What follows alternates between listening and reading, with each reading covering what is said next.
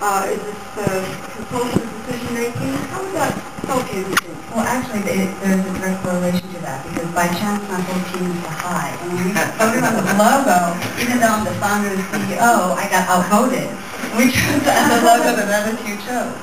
But having had the fortune to travel around the world, one thing that I noticed now that I'm exposed to these values, when I go back to Hong Kong or Asia, I noticed that the business models, the businesses are run really on a very hierarchical, there's the boss and that's it. Right. It could be a 200-person company, but there's absolutely that's it. You have to listen to him or her, and that's the way people do things. So it's interesting to see the difference in different countries. In Italy, with a similar model as well. How leaders lead and how decisions are made in companies. Now, leadership is a very interesting concept, isn't it? Because we have in EBBF this concept of values-based leadership. And I think you're probably a good person to talk about values-based leadership to us a little bit. Well, I'll try. I think my experience of values-based leadership is essentially the kind of leadership development experience that I've gone through being a member of ISIC for the past 4 years. And essentially how that learning platform works is that they take a young person and then really you throw yourself into really, really deep water, and then you learn how to swim as you take on the different kind of experiences that you have. Some being to have hands-on leadership experiences where your values are challenged but also enhanced on a day-to-day basis. So that's really the kind of experience that I've had. And looking at ISIC Global and the kind of role that they are playing, I think it's really about that. It's about fostering values and beliefs amongst youth. And in an era of transition, I think that's extremely important. And that's why as well, looking at EBBF, the fact that I'm here, it's always a very humbling experience to speak in front of you guys, but also being in a panel like this one.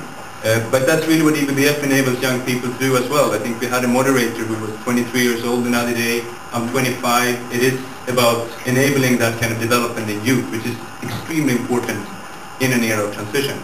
So even though I'm here, I'm humble. I'm not going to, let's say, be sad I'm here. I think it's a very important role that I can play being here. So. Okay. We're going to just pick another person out of the audience here. Tell us a little bit, Parmars, you're a business leader. Come on up.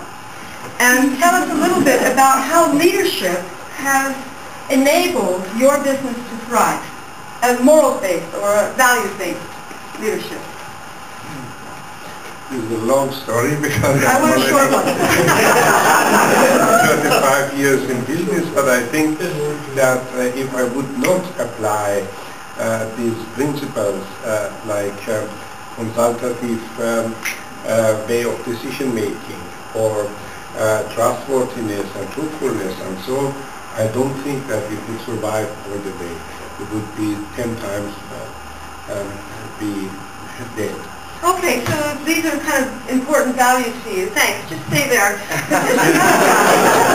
has done a lot on the issues of trustworthiness and ethics and anti-corruption. Very important issues, right? Yes. How have they, give us the lowdown, if you know what I mean. No. Tell us about how working to create a more ethical base, the effect that you're having on businesses now. Or maybe the other way, how lack of trustworthiness and how corruption perverts business, whichever of those you choose. Well, I'll start with the second one because this is the easiest one, I guess.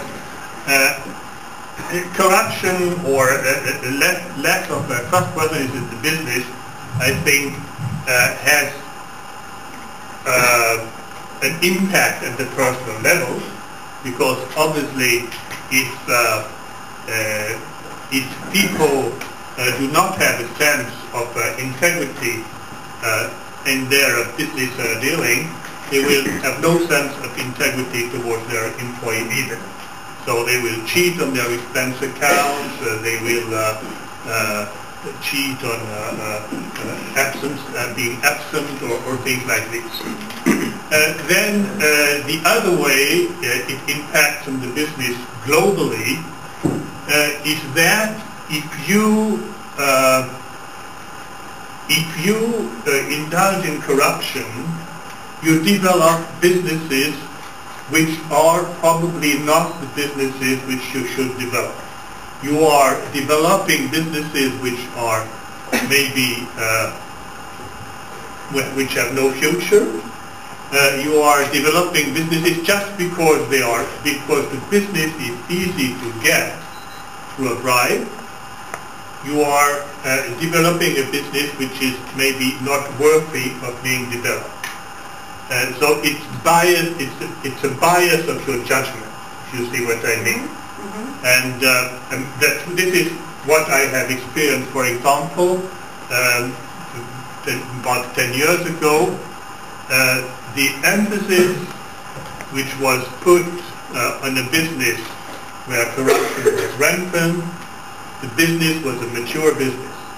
It should not have been pursued.